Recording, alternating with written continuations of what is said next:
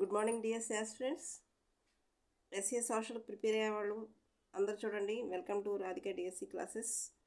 ముఖ్యంగా SA social చూడండి. కొత్తగా నా వీడియోస్ చూస్తున్నట్టయితే లైక్ చేయండి, షేర్ చేయండి, అని సబ్స్క్రైబ్ చేసుకోండి.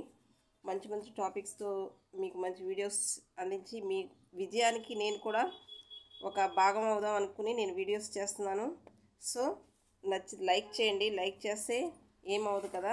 వీడియో నచ్చితే లైక్ చేయండి, షేర్ చేయండి, సబ్స్క్రైబ్ చేసుకోండి. మంచి మంచి వీడియోస్ మీకైతే ఉంటాయి. ఇప్పుడు చూడండి, టాపిక్లోకి వచ్చేస్తున్నాను.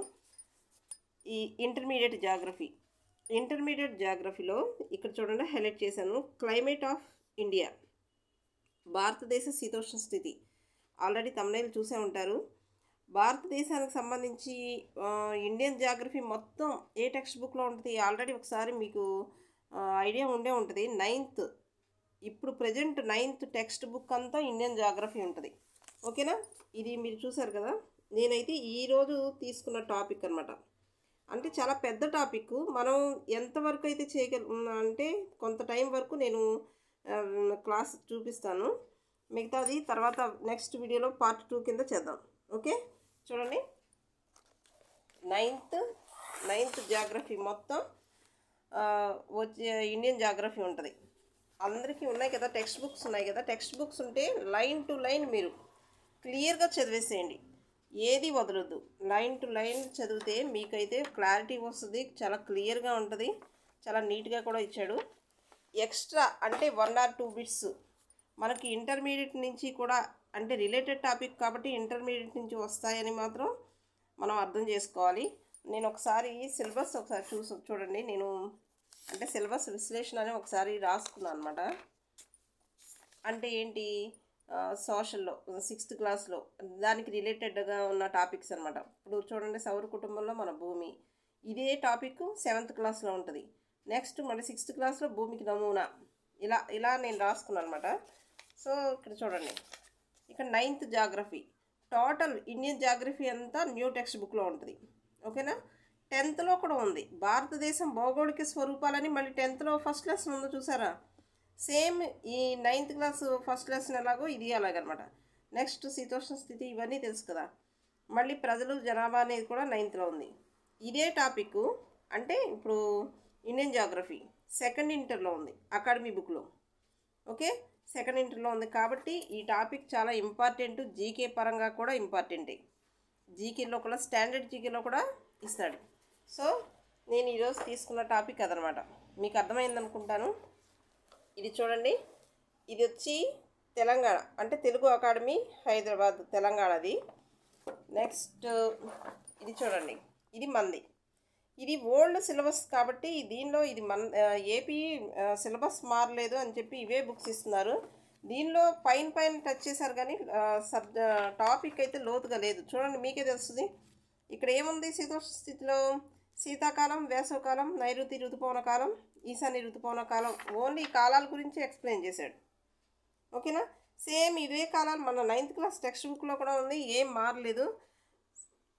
ఇదంతా దీనిలో వచ్చే మ్యాటర్ అంతా ఇక్కడ ఉన్న ఈ అకాడమీ బుక్లో, తెలుగు అకాడమీ బుక్లో ఉంటుంది. కాబట్టి అందుకనే మీకు ఒకసారి చూపించి, దీనిలో మేము మిస్ అయిపోతున్నాం మేడం, మాకు ఏపీది చూపించకుండా తెలంగాణది చూపిస్తున్నారు ఏంటి అనకండి. మొత్తం ఇండియన్ జాగ్రఫీ అంటే ఇండియా అనేది తెలంగాణకి ఒక్కదానికే కాదు, ఏపీకి ఒక్కటే కాదు, ఇండియాలో మనం ఒక పార్ట్ కాబట్టి మనకి శీతోష్ణ స్థితి అనేది మొత్తం అంతా టాపిక్ ఒకటే ఉంటుంది.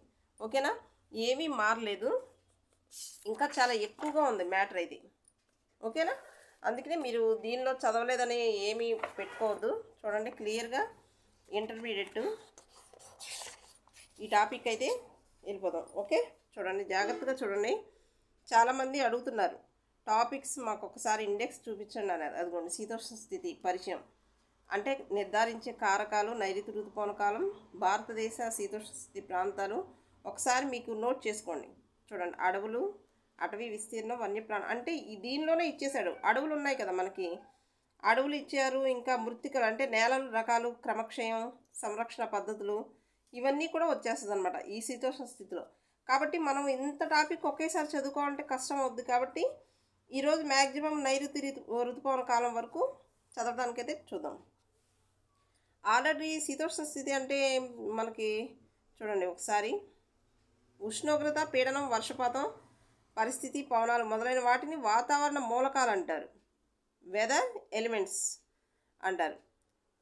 ఒక ప్రదేశం వాతావరణ మూలకాల స్థితిని ఒకరోజు కానీ లేదా కొన్ని గంటలకే చెప్తే దాన్ని వాతావరణం అంటారు. అలా కాకుండా కొన్ని సంవత్సరాల పాటు అంటే 30 కానీ 40 కానీ, ఇక్కడ 50 ఇయర్స్ అన్నారు, ఒక 30-40 సంవత్సరాలు ప్రాంతానికి సంబంధించిన ఉష్ణోగ్రతలు, పీడనాలు, పవనాలు వీటికి సంబంధించిన స్థితిని తెలియజేసేది ఏంటంటే శీతోష్ణ స్థితి. ఓకే, చూడండి భారతదేశ శీతోష్ణ స్థితి ఋతుపవన శీతోష్ణ స్థితిగా వ్యవహరించబడింది. ఈ హైలైట్ కలర్ కాస్త ఎక్కువైనట్టుంది, నెక్స్ట్ నుంచి ఈ కలర్ యూజ్ చేయను, బాగా కలర్ ఓవర్ అయినట్టుంది. ఓకే, భారతదేశ శీతోష్ణ స్థితిపై ప్రభావం చూపే రెండు కారకాలు ఉన్నాయి. అవి ఏంటంటే దేశం యొక్క ఉనికి మరియు నైసర్గిక స్వరూపం, వాయుపీడనం, పవనాలకు సంబంధించిన కారకాలు. అక్షాంశం చూడండి, అక్షాంశం అంటే కర్కట రేఖ. కర్కట రేఖ భారతదేశాన్ని రెండుగా విభజిస్తుంది. ఓకే, తెలిసిందే కదా, ఇది ఇండియా అనుకోండి, ఇది సెంటర్లో ఉంటుంది, ఇది కర్కట రేఖ రెండుగా విభజిస్తుంది. ఉత్తర భారతదేశం ఉపాయన రేఖా మండలం, ఉత్తర భారతదేశం ఉపాయన రేఖా మండలం సమశీతోష్ణ మండలానికి చెందింది. దక్షిణ భారతదేశం, ఇప్పుడు మనం ఉన్నది దక్షిణ భారతదేశంలోనే కదా, ఇది ఏంటంటే అయనరేఖా మండలానికి చెందింది. అయనరేఖా మండలానికి చెందింది. అయనరేఖా మండలం భూమధ్య రేఖకు దగ్గరగా ఉండటం చేత ఇక్కడ సంవత్సరం మొత్తం ఎక్కువ ఉష్ణోగ్రత, తక్కువ దినసరి వార్షిక ఉష్ణోగ్రత తారతమ్యం నమోదు చేయబడుతుంది. ఓకే, అది ఇంపార్టెంట్. ఇక్కడ చూడండి హిమాలయ పర్వతాలు. ఈ హిమాలయ పర్వతాలు మన దేశానికి ఆర్కిటిక్ నుంచి జరించే మధ్య తూర్పు ఆసియా నుంచి వీచే చల్లని గాలుల నుంచి భారతదేశాన్ని రక్షించడమే కాకుండా భారతదేశంలో పర్వతీయ వర్షపాతానికి తోడ్పడుతున్నాయి. అంటే పర్వతాలు ఉంటాయి కదా, పర్వత ప్రాంతాల వద్ద వచ్చే వర్షపాతం పర్వతీయ వర్షపాతం. అంటే వర్షపాతానికి అడ్డుగా పర్వతాలు ఉండటం వల్ల అక్కడ వర్షం కురుస్తుంది అన్నమాట, కాబట్టి దాన్ని పర్వతీయ వర్షపాతం అంటారు. భూజల విస్తరణ అంటే భారతదేశం 3 వైపులా సముద్రం ఉంది. ఉత్తరాన హిమాలయ పర్వతాలు సరిహద్దులుగా ఉన్నాయి. కొంచెం స్పీడ్గా చెప్తున్నాను ఎందుకంటే టాపిక్ ఎక్కువ రావాలి మనకి, అందుకనే ఫోకస్ చేస్తున్నా. ఏమైనా పాయింట్స్ ఉంటే మీరు నోట్ చేసుకోండి, ఒకవేళ నేను వదిలేసిన ఏమైనా ఉంటే. ఓకే, ఎందుకంటే టాపిక్ ఎక్కువ కవర్ చేద్దాము, మీకు యూజ్ అవుతుందని. సముద్ర సామీప్యం. సముద్ర తీర ప్రాంతాల్లో పగటిపూట భూమి త్వరగా వేడెక్కి అల్పపీడనం చే సముద్రం నీటి నుంచి చల్లగాలులు భూమి వైపు వేచడం వల్ల ఉష్ణతాపం తగ్గుతుంది. సముద్ర తీర ప్రాంతంలో పగటిపూట భూమి త్వరగా వేడెక్కి, ఓకే, రాత్రిపూట భూమి కంటే సముద్రం వేడిగా ఉండటం వల్ల భూమి నుంచి వచ్చే సముద్రం వైపు చల్లని గాలులు వీస్తాయి. ఇక్కడ చూడండి, ఇక్కడేమో సముద్రం నుంచి భూమి మీదకి, ఇక్కడేమో భూమి మీద నుంచి సముద్రం మీదకి రాత్రిపూట, ఇదేమో పగలు. నెక్స్ట్ ఇక్కడ చూడండి, వాతావరణం అంటే అన్నీ ఒకే రకంగా ఉండదు. ఢిల్లీ, కాన్పూర్, అమృత్సర్ ప్రదేశాలు సముద్ర తీరానికి దూరంగా ఉండటం చేత అక్కడ వాతావరణం అనేక మార్పులకి చెందుతుంది. అంటే ఇప్పుడు ఢిల్లీ ఉందనుకోండి, వేసవికాలంలో ఎక్కువ ఉష్ణోగ్రతలు నమోదవుతాయి. అదే శీతాకాలంలో అయితే చాలా చల్లగా -డిగ్రీస్ నమోదవుతూ ఉంటాయి అన్నమాట. అలాగా అంటే ఏంటి, సముద్ర తీరానికి దూరంగా ఉండటం వల్ల. ఎత్తు పెరిగే కొద్దీ ఉష్ణోగ్రత పెరుగుతుందా తగ్గుతుంది. అందుకే కొండ ప్రాంతాలు చూసారా చల్లగా ఉంటాయి. నెక్స్ట్ ఇక్కడ చూడండి, డార్జిలింగ్ను ఆగ్రా, ఈ 2 ప్రదేశాలు ఒకే అక్షాంశంపై ఉన్నప్పటికీ ఆగ్రాలో జనవరి ఉష్ణోగ్రత 16 డిగ్రీల సెంటీగ్రేడ్ కాగా డార్జిలింగ్లో 4 డిగ్రీల సెంటీగ్రేడ్ ఉష్ణోగ్రత నమోదు చేయడం అవుతుంది. అంటే ఇది డార్జిలింగ్ అనేది వేసవి విడిది ప్రాంతం కదా, అది హైట్లో ఉంటుంది కాబట్టి 4 డిగ్రీల ఉష్ణోగ్రతలు తక్కువ అవుతాయి అన్నమాట. అంటే ఏంటి, 4 డిగ్రీల సెంటీగ్రేడ్ మాత్రమే నమోదవుతుంది. నైసర్గిక స్వరూపం. ఒక ప్రదేశం యొక్క భూస్వరూపం ఆ ప్రదేశం యొక్క ఉష్ణోగ్రత, పీడనం, పవనాల యొక్క దిశ, వేగాలపై ప్రభావం చూపుతుంది. నెక్స్ట్ ఇక్కడ ఇంపార్టెంట్ పాయింట్ లేదు, ఇక్కడ చూడండి, పీడనానికి, పవనానికి సంబంధించిన కారకాలు. భూ ఉపరితలంపై పీడనం, పవనాల విస్తరణ. వాయురాశులు జెట్ స్ట్రీమ్ల యొక్క ప్రవాహాలు చూడండి. ఇక్కడ సాంప్రదాయ కాలాలు, ఇది చాలా ఇంపార్టెంట్. మనకి లోయర్ క్లాస్లో ఉంటుంది 6 కాలాలు: వసంతం, గ్రీష్మం, వర్ష, శరదృతువు, హేమంత ఋతువు, శిశిర ఋతువు, చైత్రం, వైశాఖం. ఒక్కసారి చూడండి, నోట్ చేసుకోండి.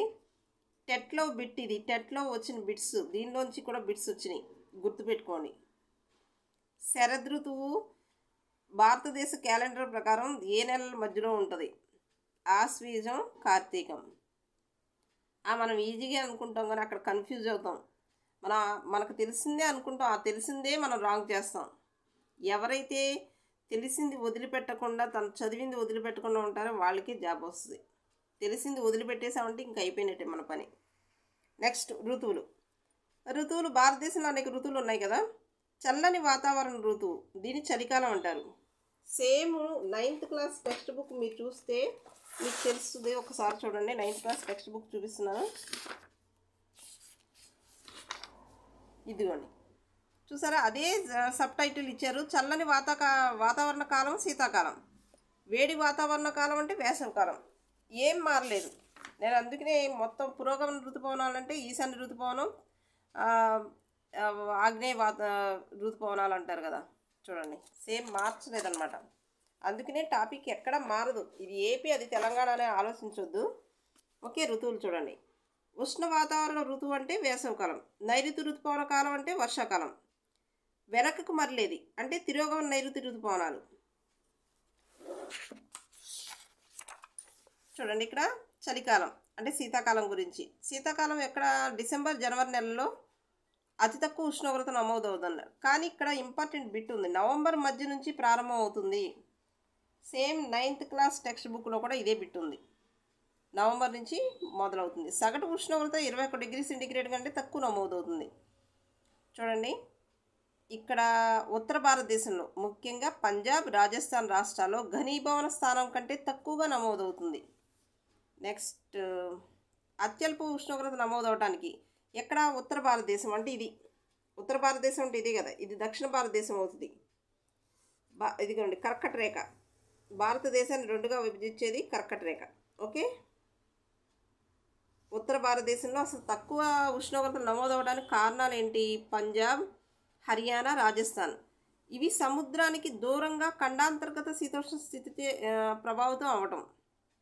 అంటే ఇవి ఇక్కడ సముద్ర తీరం ఉంటుంది కదా, 3 వైపులా సముద్ర తీరాలు ఉంటాయి కాబట్టి ఇక్కడ సముద్ర తీర ప్రాంత ఉష్ణోగ్రత ఉంటుంది. కానీ ఈ ప్రాంతాలు ఉన్నాయి చూసారా, ఇప్పుడు చెప్పుకున్నాం కదా, పంజాబ్, హర్యానా, రాజస్థాన్. ఇక్కడ సముద్ర ప్రభావం ఏం ఉండదు ఇక్కడ ఉష్ణోగ్రతలకు. కాబట్టి ఖండాంతర్గత శీతోష్ణ స్థితి అంటే లోపల భూభాగం మొత్తం మధ్యలో ఉంది కాబట్టి ఆ శీతోష్ణ స్థితి ప్రభావితం అవుతుందని చెప్పడం అనమాట. హిమాలయ ప్రాంతాల్లో కురిసే మంచు వర్షాలచే ఉత్తర భారతదేశంలో చల్లని వాతావరణం ఉంటుంది. ఇక్కడ హిమాలయ పర్వతాలు ఉంటాయి కదా, ఈ ఏరియాలో. ఇక్కడ నుంచి వచ్చి చల్లని గాలి వల్ల ఏమవుతుందంటే చల్లని వాతావరణం ఉంటుంది. నెక్స్ట్, ఫిబ్రవరి మాసంలో కాస్పియన్ సముద్రం, తుర్క్మెనిస్తాన్ దేశాల నుంచి వీచే చల్లని గాలుల వల్ల అంటే నార్త్ వెస్ట్ వాయువ్యం. నార్త్ వెస్ట్ అంటే వాయువ్యం. ఇది మనకు వాయువ్య దిశలో ఉన్న దేశం ఏంటి? పాకిస్తాన్. భారతదేశంలో చల్లని గాలులతో కూడిన మంచు, ఫ్రాస్ట్, తుహినం, పొగమంచు అంటే ఫాగ్ కురుస్తుంది. ఓకే, నెక్స్ట్ ఇక్కడ చూడండి, భారతదేశ ద్వీపకల్ప ప్రాంతంలో చెప్పుకోదగ్గ చల్లని వాతావరణం కనిపించదు. ద్వీపకల్పం అంటే ఇది, చెప్పుకోదగ్గ చల్లని వాతావరణం కనిపించదు. ఎందుకంటే మనకి సముద్ర ప్రభావం ఎక్కువగా ఉంటుంది కాబట్టి. ఇదిగోండి, ఇక్కడ ఆల్రెడీ అదే ఇచ్చారు, అదే మెన్షన్ చేశారు. ఇక్కడ చూడండి, ఇక్కడ ఉదాహరణ తిరువనంతపురం, కేరళ త్రివేంద్రం కదా. సగటు ఉష్ణోగ్రత 31 డిగ్రీ సెంటీగ్రేడ్ ఉంటే జూన్లో 29.5 డిగ్రీ సెంటీగ్రేడ్ ఉంటుందంట. అంటే పశ్చిమ కనుమల్లో ఉష్ణోగ్రత తక్కువగా నమోదవుతుంది. పశ్చిమ కనుమలు అంటే ఇవి, ఈ పశ్చిమ కనుమల్లో ఉష్ణోగ్రత తక్కువగా నమోదవుతుంది. పీడనం, పవనాలు డిసెంబర్ చివర అంటే 22 డిసెంబర్ చివరి నాటికి దక్షిణార్ధగోళంలో సూర్యకిరణాలు నిట్టనిలువుగా పడతాయి. దక్షిణార్ధగోళంలో సూర్యకిరణాలు నిట్టనిలువుగా పడతాయి. ఇదే సమయంలో ఉత్తరార్ధగోళంలో ముఖ్యంగా ఉత్తర మైదానంలో అధిక పీడన స్థితి ఏర్పడుతుంది. కొన్నిసార్లు పంజాబ్, రాజస్థాన్ రాష్ట్రాల్లో ఘనీభవన స్థాయి కంటే తక్కువ ఉష్ణోగ్రతలు నమోదవుతాయి. ఇది దక్షిణ భారతదేశం అంత తక్కువగా ఉష్ణోగ్రత నమోదు కాదు.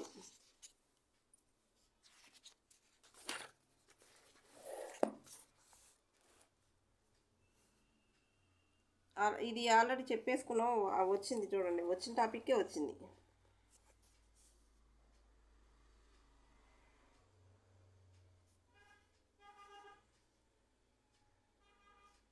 ఇక్కడ చూడండి, ఈశాన్య భారతదేశంలో అంటే ఈశాన్య అస్సాం, అరుణాచల్ ప్రదేశ్ రాష్ట్రాల్లో కూడా 25 మిల్లీమీటర్ల నుంచి 50 మిల్లీమీటర్ల వర్షపాతం నమోదవుతుంది.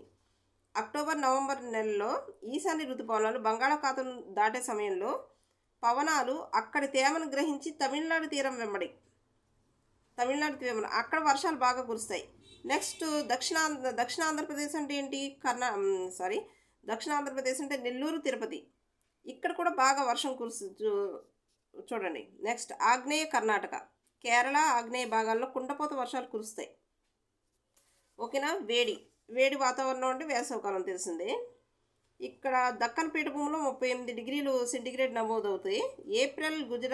ఏప్రిల్లో గుజరాత్, మధ్యప్రదేశ్లో 38 నుంచి 43 డిగ్రీలు నమోదవుద్ది. 9th క్లాస్ టెక్స్ట్ బుక్లో కూడా సేమ్ ఉంది. నెక్స్ట్ వాయువ్య ప్రాంతంలో ఉన్న ఎడారిలో కనీసం 48 డిగ్రీల కంటే తక్కువగా ఉంటుంది. ఏంటి ఉష్ణోగ్రత చూడండి. దక్షిణ భారతదేశంలో ఉత్తర భారతదేశం కంటే తక్కువ ఉష్ణోగ్రత నమోదవుతుంది. ఎందుకంటే దక్షిణ భారతదేశం సముద్ర ప్రభావం ఉత్తర భారతదేశం కంటే తక్కువ ఉష్ణోగ్రతలు నమోదయ్యేలా చేస్తుంది. ఎందుకంటే దక్షిణ భారతదేశం 3 వైపులా సముద్రం ఉంటుంది కాబట్టి ఆ సముద్ర ప్రభావం మన మీద పడుతుంది అన్నమాట. ఉష్ణోగ్రతలు తక్కువగా నమోదవుతాయి. అంటే ఎంత, 26 డిగ్రీ సెంటీగ్రేడ్ నుంచి 32 డిగ్రీ సెంటీగ్రేడ్ మధ్య ఉంటాయి. అక్కడ ఉష్ణోగ్రత 25 డిగ్రీ సెంటీగ్రేడ్ కంటే తక్కువగా నమోదవుతుంది. నెక్స్ట్ ఇక్కడ చూడండి, తీర ప్రాంతాల్లో ఉత్తర దక్షిణ దిశలో తీరానికి సమాంతరంగా ఉన్న సమోష్ణోగ్రత రేఖలు అన్నమాట. సమానమైన ఉష్ణ ప్రాంతాలను కలిపి ఐసోథర్మ్స్ అంటారు. ఉత్తరం నుంచి దక్షిణానికి వెళ్ళే కొద్దీ తగ్గటం కాకుండా ఉష్ణోగ్రత అనేది తీరం నుంచి అంతర్గత తీరానికి వెళ్ళేటప్పుడు పెరుగుతుందని తెలియజేస్తాయి. 26 డిగ్రీల కంటే ఉష్ణోగ్రత తక్కువ ఉంటుంది వేసవికాలంలో. ఇది జూలై నెలలో ఇచ్చారు చూడండి. నెక్స్ట్ చూడండి, టాపిక్ ఎంతవరకు అయితే అంతవరకు. నెక్స్ట్ పార్ట్ 2 నేను చేస్తాను. ఇక్కడ చూడండి, ITCZ అంటే inter tropical convergence zone. Okay.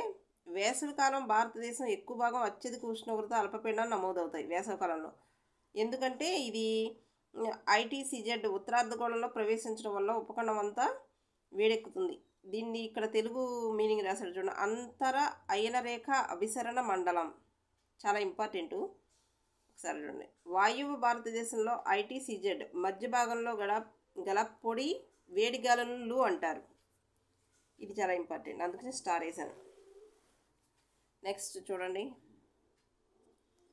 వేసవికాలంలో చూడండి మామిడి జల్లులు, మ్యాంగో షవర్స్ అంటే కర్ణాటక తీరం వెంబడి వీచే గాలులు అనమాట. పవనాల కంటే ముందుగా వీస్తాయి. కేరళలో కర్ణాటక తీరంలో వీచే ఈ జల్లుల్ని మ్యాంగో షవర్స్ అంటారు. నెక్స్ట్ చెర్రీ బ్లాసమ్స్ అంటారు, బ్లాసమ్ షవర్ అంటారు. కేరళలో కాఫీ పంటకు అనుకూలమైన ఈ జల్లులు అనమాట. నార్వెస్టర్లు అంటే అస్సాం, బెంగాల్లో తుఫాన్లు వస్తాయి. కాల్బైశాఖి అంటే వెస్ట్ బెంగాల్లో అనమాట. అస్సాంలో బర్దౌలి, చీర్షా అంటారంట. నెక్స్ట్ లూ, ఇది ఇంపార్టెంట్, పంజాబ్, బీహార్ ఉత్తర మైదానం ద్వారా వీచే వేడి మరియు పొడి గాలులని. ఇవి ఢిల్లీ, పాట్నాల మధ్య ఎక్కువగా ఉంటుంది. ఓకేనా. ఇక్కడ వరకు మనం టాపిక్ అయితే చెప్పుకున్నాం. ఫ్రెండ్స్ నచ్చితే ఒక లైక్ చేయండి, షేర్ చేయండి. టెక్స్ట్ బుక్ లేని వాళ్ళకి యూజ్ అవుతుంది. ఓకే, సబ్స్క్రైబ్ చేసుకోండి. Thank you friends.